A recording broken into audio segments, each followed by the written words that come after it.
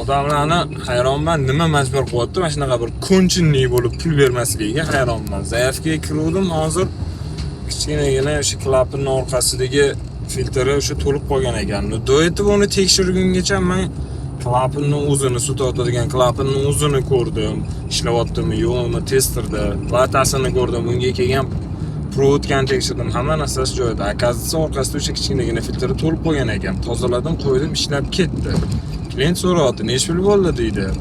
Hop, kesin bering, aka, zayafgan pulini. Ajak, sложение qilganim yo'q bo'lsam, "Va, aka, kesin hech qilmay dedi. Kichkinagina ana unda filtrni yuvib, shuna qo'yib qo'ydingiz, bo'ldi" dedim.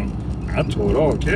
Endi shu narsani qo'ygunimgacha men hamma narsasini tekshirib chiqdim. Ko'rdingiz o'z ko'zingiz oldida.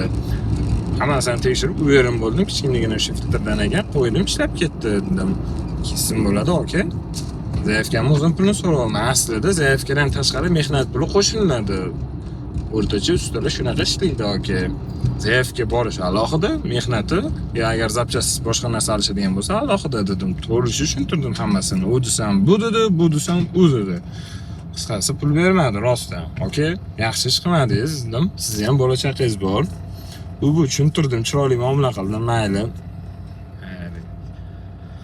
Anaqa asabni isrof qilish shart emas unaqangi odamlarga, unaqa ko'nchinliklarga.